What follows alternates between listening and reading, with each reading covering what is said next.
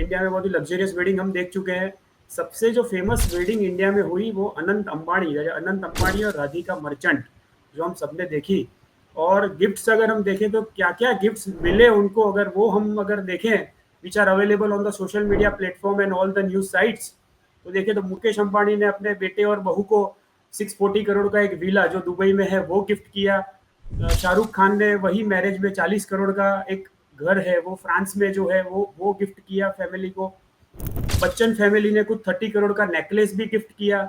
सलमान खान के जो इतने बड़े एक्टर है उन्होंने भी 15 करोड़ का एक बाइक भी गिफ्ट किया अनंत अंबानी और राधिका मर्चेंट को। क्या ये टैक्स होगा या नहीं होगा? तो सबसे पहले मैं आपको जवाब देना चाहता हूँ कि जी नहीं। वेडिंग में जो भी आपको गिफ्ट्स मिल रहे हैं वो कोई भी गिफ्ट्स टैक्सेबल नहीं है एज पर इनकम टैक्स के सेक्शन 56 के तहत। को कोई भी फिक्र या चिंता करने की जरूरत नहीं है, क्योंकि वेडिंग के गिफ्ट्स पे आपको कोई टैक्स नहीं देना है।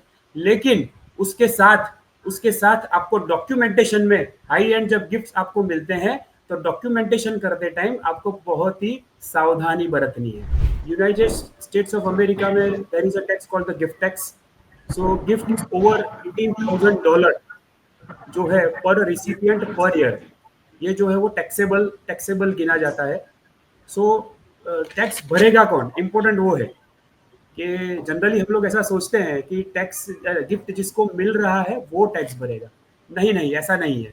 गिफ्ट जो दे रहा है उसको टैक्स भरना है। अगर आप यूनाइटेड स्टेट्स ऑफ अमेरिका में हो तो आपको ध्यान रखना है, एक थ्रेशोल्ड लिमिट है, लेकिन उससे ऊपर आप गिफ्ट करते हो तो आपको टैक्स भरना पड़ सकता है। दूसरा कंट्री है यूनाइटेड किंगडम। यूनाइटेड किंगडम में भी गिफ्ट मैरिज गिफ्ट टैक्सेबल है। हालांकि स्पेशली मैरिज गिफ्ट उन्होंने नहीं लिखा है वर्ड, लेकिन all the gifts are covered under their section. So वो 5,000 यूरो से लेकर 1,000 यूरो से लेकर 5,000 यूरो तक की अमाउंट जो है दैट इज एग्जम्प्ट। उससे ऊपर कोई भी अमाउंट को आपको मिलती है by the way of gift and it is a taxable. दूसरी बात, एक इम्पोर्टेंट बात यह है इसमें कि अगर मैरिज में, ये तो हम बात कर ली कैश की, कि कैश पैसा अगर हमको मिला तो इतना गिफ्ट एग्जम्प्टेड है। लेकिन अगर आप यूनाइटेड किंगडम में हैं और आपको अगर कोई प्रॉपर्टी गिफ्ट मिल रही है, कोई कार अगर गिफ्ट मिल रही है आपको बाय इन मैरिज, तो उसका क्या होगा?